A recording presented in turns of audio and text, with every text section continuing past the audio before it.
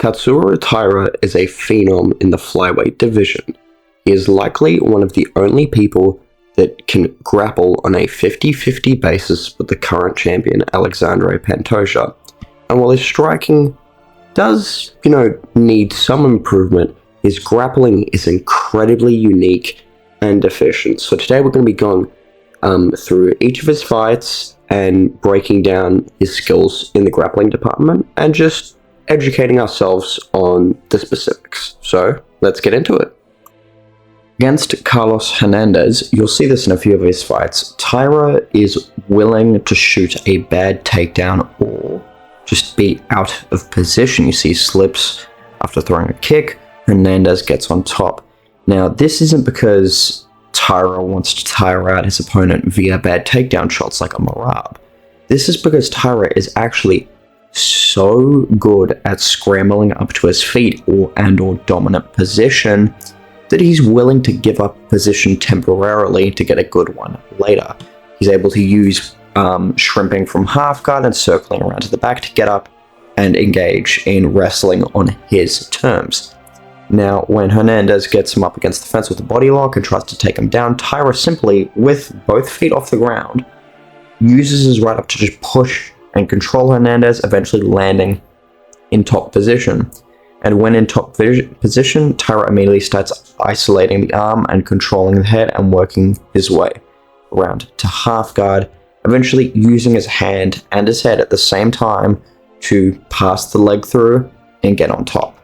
The thing that's really impressive about Taira is how he exerts control with every part of his body from every single position. While I can sit here and say that he definitely does hunt the back a lot, it's not something that he will do wildly. If mount presents itself more, he will take mount.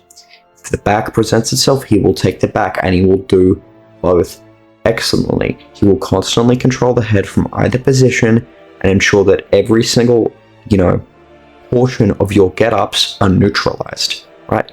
He is on every single thing that you're doing. It's very difficult to distract Taira from what's going on the ground. And eventually he's able to start cycling through both mount and having the back with a body triangle, just constantly landing ground and pound and just rinsing and repeating. And when in mount, he'll often throw ground and pound shots or control the head. As I say this a lot, where the head goes, the body follows, and controlling the head on the ground is extremely important, not just for isolating chokes, but from just keeping your opponent where you want them. Now, against Edgar Chairez, he had a bit of a rough start. He gets dropped pretty early in the fight, so he goes for a panic shot, and Chairez immediately jumps a guillotine. Now, with the guillotine, it requires a very, very high level of control and precision and position, right? You can't just jump a guillotine willy-nilly and expect it to work because of the risks of being on bottom position and how easy it is to get out of it if you have some type of half guard, right? Fundamentally, the guillotine shouldn't be a panic submission attempt, right? It goes against its core concepts. Chairez starts looking for the guillotine, however, Taira, because he gets such a deep grip on the double leg, he's able to control Chairez's guard and basically give himself half guard. And from the top position, that for the most part does eliminate the guillotine. Eventually then starts to grip under the head and get another hand on the armpit and grip them and start putting pressure on Chairez's neck, essentially eliminating the threat of the guillotine. This slowly allows him to transition into half guard, and Chairez is very focused on his arms rather than his legs. Chairez is defending with mainly his arms. So Taira starts to almost put his knee up against Chairez's bicep to isolate it and land some pretty good ground and pound shots at the time. Now eventually a similar scenario happens where Taira shoots and Chairez pulls the guillotine. Taira rinse and repeats the same scenario, and this time Chairez is trying to shrimp, right? He's pushing down well, but he's not moving his body. Taira notices this and immediately isolates the legs and is able to get straight into mount. And he starts landing some very very effective ground and pound shots from here, as Taira is a big dude for the division as well, and his level of control makes being in like a dominant position like mount or back very, very dangerous. And eventually, as Chairez is, trying to turn one way or the other, Taira gets control and just starts raining down some very good elbows. Later on in the fight, Taira gets mount again, and Chairez is doing a good job at controlling Taira's hands, meaning that he can't necessarily go for submissions. However, Taira starts pummeling his arms through with ground and pound shots, constantly rolling his wrists over to where he can elbow effectively, and that worked very, very well. In a later stage in the fight, Taira has Chairez up against the fence with that sort of knee block on the arm. Cool thing about that is you can either pick under or over the arm.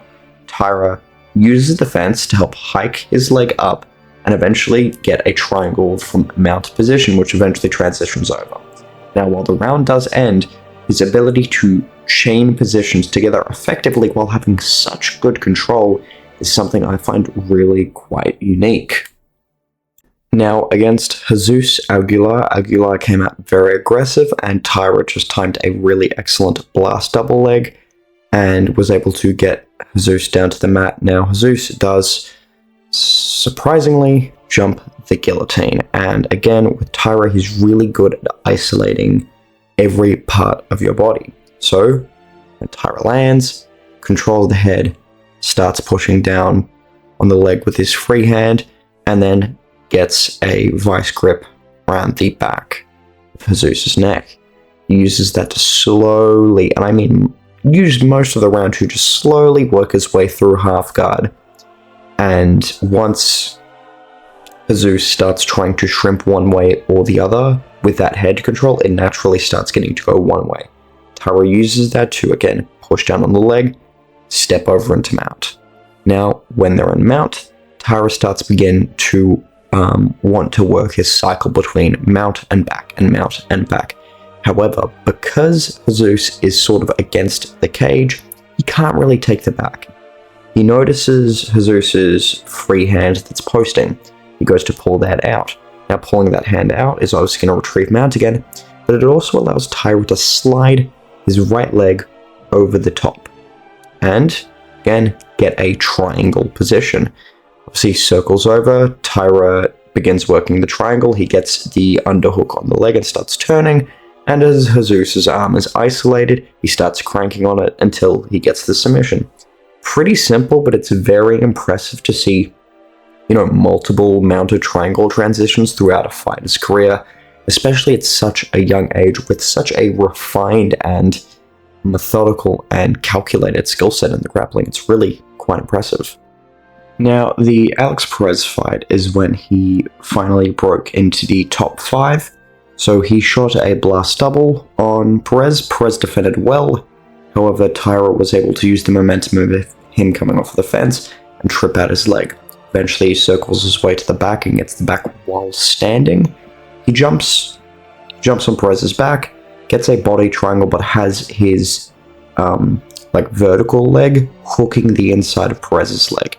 And Taira does something really important here. He pushes off of the cage.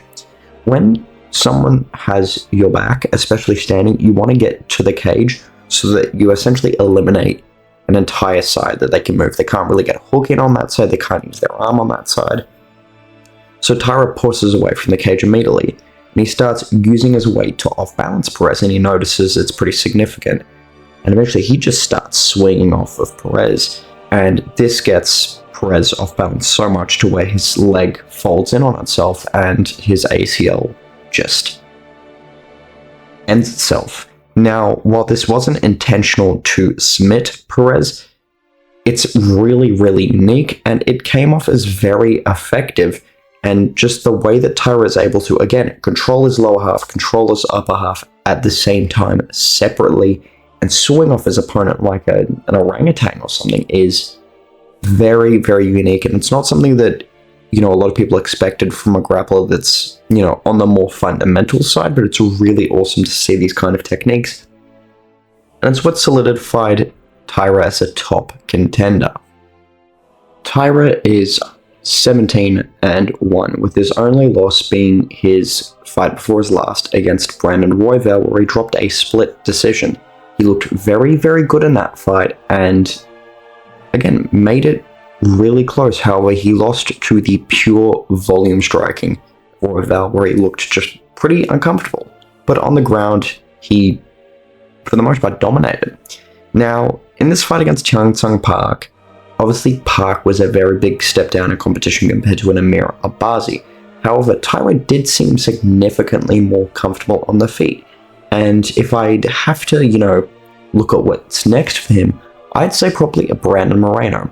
Someone that's less volume heavy, but still, enough that relies on good power and has a solid grappling game. I'd be very, very interested to see how he hangs at that level, as Brandon Moreno is a similar but slightly different test. And if he can get past Moreno comfortably in the grappling and the striking, I'd honestly say that he would beat Pantoja.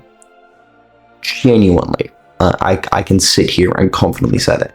Grappling for grappling, Taira is as good as they come. And on the feet, if he is able to at least go 50-50 with Brandon Moreno, he will beat Pantoja. And I'm very, very confident in that. And I'm very, very excited for Tatsuro Taira's future in the division. And I'm just going to go out on a limb and say I also think he beats... Actually, I don't think he beats Joshua Van. I think Van's too heavy on volume. But it's a very close fight, him and Van. And I feel like that'd be a very, very interesting title fight in the next couple of years. So anyway, guys, I hope you enjoyed the video. I'll see you next time. Leave your thoughts in the comments down below. I'd love to have a discussion with you all, and see ya.